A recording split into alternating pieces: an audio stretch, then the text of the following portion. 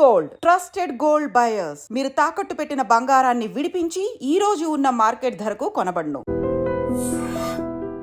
Engineering చదువుకొని ఒక cinema field లోకి అంటే పూరి జగన్నాథ్ గారి దగ్గర అసోసియేట్ డైరెక్టర్ గా వర్క్ చేశారు అని తెలిసింది. How did this transition happen? Usually engineering చేసి అది కూడా కంప్యూటర్ సైన్స్ ఇంజనీరింగ్ చేసిన తర్వాత అమెరికా వెళ్ళాలో, అక్కడ ఎంఎస్ చేయాలో, లేకపోతే లక్షలు సంపాదించాలో ఇట్లా ఉంటుంది కదా. అక్కడ నుంచి complete shift of the medium సినిమాలో, అది కూడా డైరెక్షన్ ఎలా ఎంచుకున్నారు? How did your journey start as a director? అంటే నేను చిన్నప్పుడు ఇంద్రా మూవీ చూసినప్పుడే నేను సినిమాలో ఉండాలని డిసైడ్ అయిపోయాను మ్యామ్. అది ఎవరికి బయటికి చెప్పలేదు, బట్ నేను సినిమా వాడిని అనే ఫీలింగ్ నాకు చిన్నప్పటి నుంచి ఉండేది. అంటే అందరూ ఏమవుతావు పెద్దయ్యాక అంటే నేను పెద్ద పెద్ద పేర్లే చెప్పేవాడిని, సినిమా అని చెప్పేవాడిని కాదు. బట్ వన్స్ నేను ఒక కథ రాసుకున్న తర్వాత నాకే నచ్చింది అది. ఎప్పుడు ఏ ఏజ్ లో? ఇంటర్ ఫస్ట్ ఇయర్ విజయవాడ హాస్టల్లో స్టడీ హౌస్ లో కూర్చొని అప్పుడే స్టార్ట్ చేసాను మేము కథలు రాయటం. రాసుకున్నప్పుడు నాకే కాన్ఫిడెన్స్ వచ్చింది, అరే నువ్వు బాగానే రాస్తున్నావు, ఓకే. అంటే సినిమాలో ఉండాలని డిసైడ్ అయ్యాను, కానీ ఎలా ఉన్నావు, ఏ క్రాఫ్ట్ లో ఉన్నాం, అది యాక్టింగ్ వెళ్దామా, డైరెక్షనా, మ్యూజిక్ అనేది ఐడియా లేదు. సో ఇంటర్లో నేను చాలా ప్రయోగాలు చేశాను మ్యామ్. అంటే ట్యూన్స్ రికార్డ్ చేసుకునేవాడిని, సీక్రెట్గా హాస్టల్లో మొబైల్స్ మెయింటైన్ చేసేవాళ్ళు. సో నేను ట్యూన్స్ రికార్డ్ చేసుకునేవాడిని, మ్యూజిక్ ట్రై చేద్దామా అని చెప్పి, లిరిక్స్ రాసేవాడిని, లిరిక్ రైటర్లో ఉందామా అని చెప్పి. సో అలా రకరకాలు ట్రై చేస్తే తర్వాత కథ రాద్దాం కదా అని చెప్పి క్యాజువల్గా కథ రాశాను. ఫ్రెండ్స్కి చెప్తే అది ఇప్పుడు క్రింజ్, బట్ అప్పుడు వావ్ అన్నారు వాళ్ళు. అన్న తర్వాత సో డిసైడ్ అయ్యాను. అంటే మా ఫాదర్ లేరు మ్యామ్, 10 years అయింది ఎక్స్పైర్ అయ్యి. బట్ అప్పుడు ఫాదర్ చిన్నప్పటి నుంచి ఆయన వల్లే, ఆయనకి సినిమా అంటే పిచ్చి, చిరంజీవి గారు అంటే పిచ్చి. ఆ పిచ్చిని నాకు పోసి అంటే నన్ను చిన్నప్పుడే బెనిఫిట్ షోస్ తీసుకెళ్లేవారు. నాకు బాగా గుర్తు మ్యామ్, చిరుత మూవీకి ఇంకా నేను చచ్చిపోతాను అనుకున్నా. ఆ మార్నింగ్ ఈస్ట్ గోదావరి మా తాటిపక్క సెంటర్ ఉంటుంది, అక్కడ అనుకున్న థియేటర్లో midnight 1 o'clock benefit show, Chiranjeevi గారి అబ్బాయి సినిమా. ఇప్పుడు సోషల్ మీడియా ఉన్నట్టు అప్పుడు లేదు కదా, ఫేస్ ఎలా ఉంటుందో తెలియదు చరణ్ గారిది. నన్ను మా ఫాదర్ తీసుకెళ్లారు, ఇంట్లో వద్దని చెప్పిన. చూస్తే ఆల్మోస్ట్ ఇంకొక హాఫ్ అన్ అవర్ క్రౌడ్లో ఉంటే నా గుండె ఆగిపోయేది. అలా అంత డేర్ చేసేవారు. నా 10th పబ్లిక్ ఎగ్జామ్స్ మధ్యలో హాస్టల్కి వస్తే ఎలా రాస్తున్నావు అని అడుగుతారు అనుకుంటాను. నేను తీసుకెళ్ళి సినిమా సెట్, వీరా సినిమా అక్కడ దోసకాయలపల్లి అనే విలేజ్లో షూట్ జరుగుతుంది, రవితేజ గారి సెట్, అక్కడ కూర్చోపెట్టారు. అలా ఇంట్లో ఒక పక్కన నువ్వు మంచి జాబ్ చేయాలి, గవర్నమెంట్ జాబ్ చేయాలంటారు, ఇంకో పక్కన సినిమాల్లో తీసుకొచ్చి కూర్చోబెడతారు. సో ఈ కాన్ఫ్లిక్ట్ వచ్చింది మ్యామ్. బట్ స్లోగా తర్వాత డాడీకి కూడా చెప్పాను, డాడీ ఎక్స్పైర్ అవ్వడం 1 year ముందే చెప్పాను. So okay 1 year BTech complete చేయి, ఎడ్యుకేషన్ ఉండాలి, కంప్లీట్ చేసాక వెళ్ళన్నారు. ఈ లోపల ఫాదర్ ఇలా అయ్యారు. అమ్మ మాత్రం నమ్మింది, నమ్మి సినిమాల్లోకి పంపింది. సో చాలా తక్కువ. సో ఇది మీ debut film as a director, whole and soul director గా? అంతే మ్యామ్, అంతే. అంటే అసలు ఫస్ట్ సినిమాతోనే అసలు మామూలు సక్సెస్ కాదు, సూపర్ సక్సెస్ కొట్టారుగా. మంచి రెస్పాన్స్ వస్తుంది మ్యామ్, చాలా మంచి రెస్పాన్స్. అంటే అసలు ఈ ప్రాజెక్ట్ రిలీజ్ అవుద్దా అనే పొజిషన్ నుంచి, ఎందులో రిలీజ్ అవుద్దో తెలియని కన్ఫ్యూజన్ నుండి, రిలీజ్ అయినా సరే ఎంతమంది చూస్తారు దీన్ని, మన క్లోజ్ సర్కిల్ చూస్తారా, 1000 మంది చూస్తారా, నేనైతే 10,000 మంది చూస్తే చాలరా, అట్లీస్ట్ కొంతమందికైనా తెలియాలి మన వర్క్ అనుకునే పొజిషన్ నుంచి ఈరోజు 4 million 5 million ఆ నెంబర్స్ చూసిన. అండ్ ఎవరైనా, నేను ఎప్పుడు వైఫ్ ఆఫ్ అని సెర్చ్ చేసేవాడిని ఇన్స్టాగ్రామ్లో, మా టీం కాకుండా ఇంకెవరైనా ఒక్క ఫోటో అయినా పోస్ట్ చేస్తారని చెప్పి.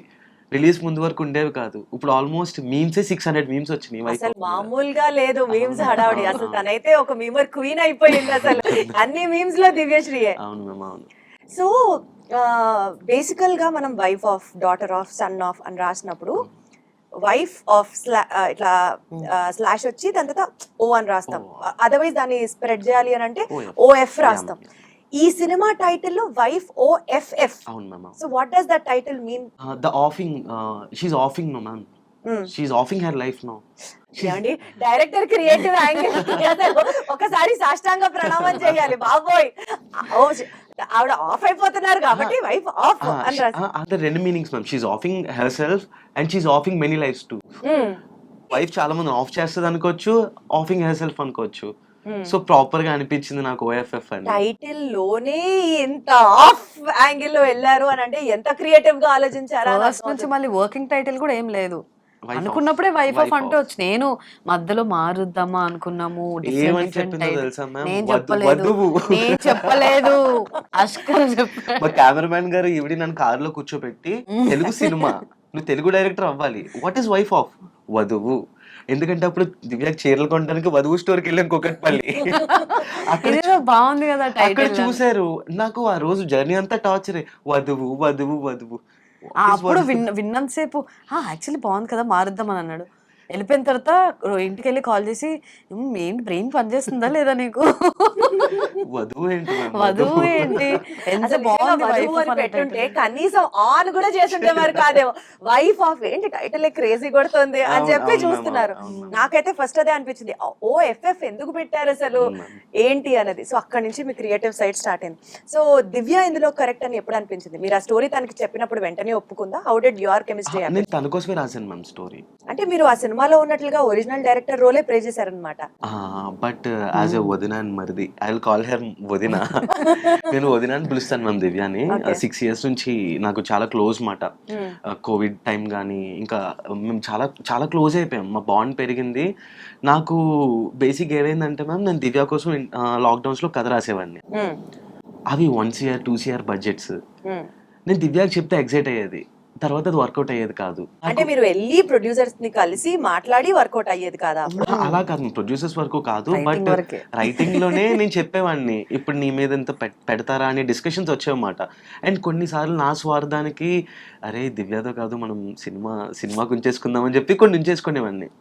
నాకు ఇంకా సరే నేను ఒక ప్రొడక్షన్ హౌస్లో కథ చెప్పటం, వాళ్ళకి కథ నచ్చటం, ఏదైనా డెమో తీసుకురండి మీ మేకింగ్ చూడాలి కదా అంటూ. సో దివ్యాకు కూడా నేను ఏదో ఒకటి చెయ్యాలి అనుకోవటం. జస్ట్ ఒక 4 days లో కూర్చొని కథ రాస్తాను. 4 days లో కథ రాశారు, 12 days లో 12 days షూటింగ్ లో షూట్ అయిపోయింది. చేస్తాము. 12 days లో ఎవ్రీడే 30 hours చేసేవాళ్ళం. మార్నింగ్ 6కి ఫస్ట్ షాట్ పెట్టేవాడిని, నెక్స్ట్ డే ఆఫ్టర్నూన్ 12కి లంచ్ పెట్టి పంపేవాడిని, 2 days బ్రేక్ ఇచ్చేవాడిని. సో అలా 12 days లో షూట్ చేస్తాను. సో బేసికల్ గా యాజ్ అ డైరెక్టర్ ఇంత షార్ట్ స్పాన్ లో డైరెక్షన్ కంప్లీట్ చేశారు అంటే ఒక టార్చర్ లాగా అనిపించేదా? చండశాసనం లాగా అనిపించేదా? ఎంత ఇబ్బంది పడి ఎంత నిద్ర వచ్చినా ఏమైనా ఇప్పుడు ఈ ఫోన్ ఆ షార్ట్లో నేను ఇలా ఇచ్చేది ఉంటే ఇలానే ఇవ్వాలి, అది ఇలా టిల్ట్ అయినా 1 more shot. అసలు ఎలా కంటిన్యూటీలు అయితే అసలు ఎలా చూసేవాడంటే హెయిర్ ఎలా పోయినా అవన్నీ పర్వాలేదు, ఆ క్యారెక్టర్ ఎలా ఉండాలి అలా ఉండాలి. యాక్చువల్లీ ఫస్ట్ అనుకున్నప్పుడు కొంచెం శారీస్ అవన్నీ సూట్ అవ్వాలంటే చిన్నపిల్లలాగా స్క్రీన్ మీద ఉండకూడదు అని అనుకున్నాము. సో కొంచెం ఒక 3-4 kgs పెరగాలి, యా వెయిట్ గెయిన్ అవ్వాలి, ఇవన్నీ చెప్పి ఇంకప్పుడు హ్యాపీ కూర్చొని తిని ఈవెన్ నేను దివ్య నాకు డబుల్ చిన్ కావాలి నీకు అని అడిగాను. అది ఆల్రెడీ తినగానే వచ్చేస్తుంది, ఉంది ఇంకా అలానే. సో బేసికల్ గా ఒక అమ్మాయి ఒక నెగటివ్ క్యారెక్టర్ ప్లే చేయాలి అని అంటే ఇప్పుడు సినిమా చూసిన వాళ్ళకి అందులో తను ఏ సర్కమ్స్టాన్సెస్ లో అట్లా మారింది, ఎందుకు అలా నెగటివ్ రోల్ లీడ్ చేస్తోంది అన్నది అర్థమవుతుంది. ట్రైలర్ లో చూసినా లేకపోతే సినిమా చూడకుండా యూజువల్లీ ఆడియన్స్ ఓన్ చేసేస్తారు క్యారెక్టర్స్ ని.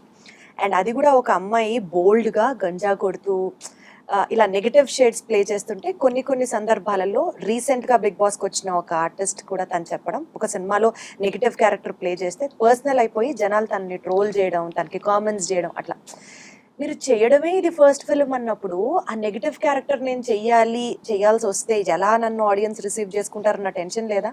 మూవీ అక్కడి వరకు చూసారంటే ఖచ్చితంగా ఎండ్ వరకు చూస్తారని నాకు తెలుసు. ఎండ్ వరకు చూసినప్పుడు వాళ్ళ థింకింగ్ ప్రాసెస్ మారిపోతుంది. ఓకే తను ఇదంతా చేసింది రివెంజ్ కోసం, షీఈ్ నాట్ లైక్ దట్ అని.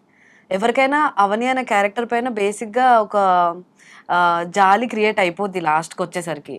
సో నాకు ఆ కాన్ఫిడెన్స్ అయితే ఉండింది ఫస్ట్ నుంచి. నెగిటివ్ ఇంకొకటి ఏంటంటే నాకు ఫస్ట్ నుంచి కూడా ఒక్కటైనా నెగిటివ్ షేడ్ చేయాలి అని ఉండేది, కానీ పీపుల్ నన్ను ఎప్పుడు చూడ ఒక సాఫ్ట్ గర్ల్ లాగానే ట్రీట్ చేసేవాళ్ళు. నేను ఇది వరకు టమాటాలో సత్యభామ ఛానల్ ఉంది నాకు, దాంట్లో వీడియోస్ చేసినప్పుడు కూడా ఏదైనా లవ్ స్టోరీ అలాంటివి ఏమైనా చేస్తే ఎవరు చూసేవాళ్ళు కాదు, ఫ్లాప్. నేను ఎప్పుడు చూడు డాడీ అనుకుంటూ ఫాదర్తో తిరిగేవి, ఒరే అన్నను ఒక సిరీస్ చేసా, ఆ అన్నతో ఫైట్స్ చేసేవి, అవి మాత్రమే హిట్ అయ్యేవి. సో నాకు అనిపించేది నేను ఇంకొకటి కూడా చేయగలను అండ్ జనాలు అది యాక్సెప్ట్ చెయ్యాలి. సో ఇందులో లక్కీగా అన్నీ వచ్చాయి. ఒక అమాయకమైన క్యారెక్టర్ వచ్చింది, లవ్వబుల్ క్యారెక్టర్ వచ్చింది, రివెంజ్ తీసుకున్న క్యారెక్టర్ 360 degrees అన్ని షేడ్స్ ఎస్టాబ్లిష్ చేసే character you are lucky enough to do. అంతే, ఓన్లీ ఫైటింగ్ తప్ప అన్నీ ఉన్నాయన్న ఫీలింగ్. సరే నెక్స్ట్ సినిమాలో రాసేద్దాం. ఆ పాయింట్ గుర్తుంచుకొని తనకొచ్చే స్టోరీ రాశారు కదా. బుచ్చిబాబు గారు అయితే ఏంటి దివ్యాకు ఒక స్టార్ హీరోయిన్ కి రాసిన రోల్ రాస్తావు నువ్వు అంటున్నారు.